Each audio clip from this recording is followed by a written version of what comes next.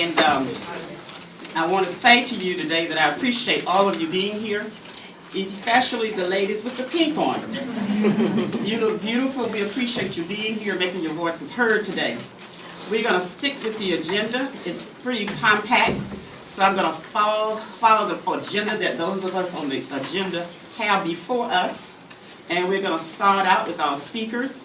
We're going to first hear from Representative Gerla Insko, and she's the co-chair of the Democratic Caucus for the Medicaid Work Group with the Department of Health and Human Services for the legislature.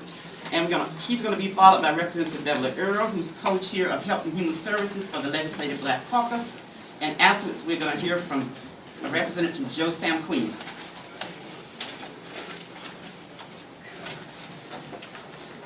Thank you very much. This bill clearly isn't about protecting the health of women. There's so many examples that we can give of how their record just proves otherwise. They propose removing women from Medicaid, pregnant women from Medicaid. They are reducing funding for family planning. They are curtailing access to birth control.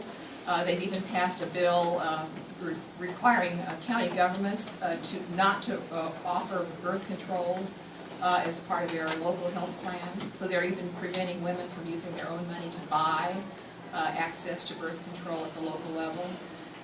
There was a comment made this morning that expanding Medicaid had nothing to do with pregnant women's health because pregnant women did qualify for Medicaid. But childless women, regardless of how poor they are, don't qualify for Medicaid. And preconception health is very important to having a healthy baby. Folic acid, access to folic acid is only one of those examples. It's important for women to have access to health care before they become pregnant in order to ensure a healthy baby too. So I think that's an example of how sometimes men don't actually understand the health of a woman and the reproductive health of a woman and the reproductive health needs of a woman, and that we need to make sure that we have our facts straight about that. I wish that people who were claiming that they were serious about health care gave as much attention to hospital-acquired infections or to the toxic chemicals that we will have in our fracking process. There are many, many examples of how in this session public health has actually been damaged and women's health has been damaged by the decisions that this General Assembly has made. Our abortion clinics are safe.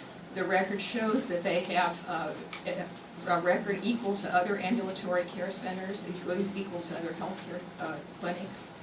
The best way to improve the safety of the abortion clinics is to increase their inspections. I think we all want safe, legal abortions, and I don't know that anybody has any problem with increasing inspections. I think that's a good way to go. I hope that they'll pursue that avenue. But closing clinics will increase the use of illegal abortions, and it will actually damage women's health. This is all about decreasing access to safe abortion health care. One speaker talked about abortion advocates. We are not abortion advocates. We are choice advocates. If we're zealous about anything, it's about a woman's right to have control of her own body and to make decisions about her own health care. Thank you.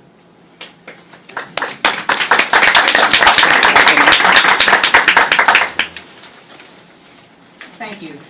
I'm truly glad to see so many pink shirts yesterday and today. We are certainly pleased to have you all here to help us. Here we go again. Just when you thought it was over or it couldn't get worse, well, it has. They are at it again. I just want to be very clear about a few things, and I want us to make sure that the message gets out. This is another backdoor attack on Roe versus Wade. Abortion is legal, and what this is doing is chipping away at the infrastructure. We need to be very clear and to get that message out. It's not about protecting women's health. It is clearly about restricting access. And the question is, do we want women to go back to the backroom conditions, where they're unsanitary, they're folk that are not trained to do abortions. Is this what we want? Because this is where we're on our way to. And we need to stop calling this an attack on women. This is a war on women. And we need to gear up and be in war mode. We need to stand together, we need to stand up, and we need to be ready to fight and to get the message out. And I thank you all so much for being here to help us to do this. Thank you. Thank you.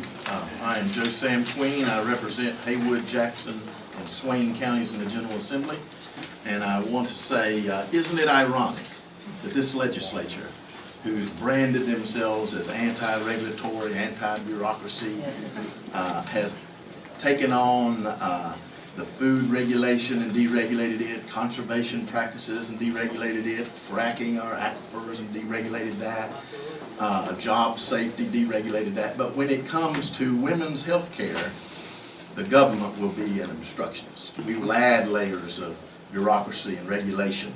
We will make it as difficult as possible to deliver these services, make them as inefficient and as costly as possible. This bill is not about safety. It is about limiting women's health care choices. The sole outcome of this bill is to make it harder for health care professionals to provide women access to a constitutionally protected medical procedure. It is not about safety. If safety were the goal, we would be enhancing comprehensive health care access. That is a proven path to safety. That's where we're at. We'll see how it goes. The governor could lay low and do nothing and this could pass. The governor could veto it.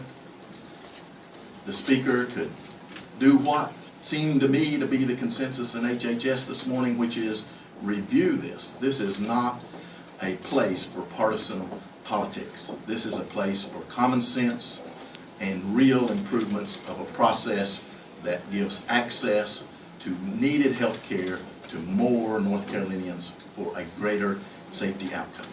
Thank you and appreciate being part of this. Thank you for those excellent speeches. Our next speaker is going to be Representative Carla Cunningham, who's our registered nurse, resident nurse here, followed by Representative Susan Fisher, followed by Paige Johnson with Planned Parenthood. Thank you. Thank you all for being here. As a healthcare provider and a member of the American Nurses Association, I believe that healthcare client has the right to the privacy and the right to make decisions about personal health based on full information without coercion. It is the obligation of the healthcare provider to share with the client all relevant information about healthcare choices that are legal. Abortion is a reproductive alternative that is legal and that the healthcare provider can objectively discuss when counseling clients. An unethical and clinical inappropriate restraint will be imposed on the provider and the provider-client relationship will be jeopardized. The fact that North Carolina women are seeking abortion is a symptom, not a disease. The treatment lies in addressing the problems underlying a deteriorating social fabric. Healthcare providers have the right and the responsibility to seek viable solutions to problems that signal social failure, such as ineffective family planning, deficient prenatal care, drug and alcohol abuse treatment, domestic violence, and unsuccessful preventing parenting and sexually transmitted diseases, and inadequate child care.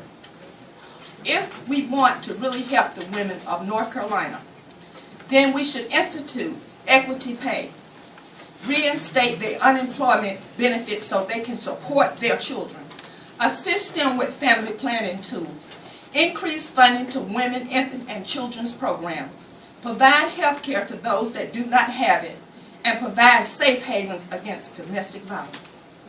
Fund child care resources at an optimal level and increasing funding for alcohol and drug abuse treatment facilities. The social failures I mentioned above, if addressed, can empower the women of North Carolina and their families.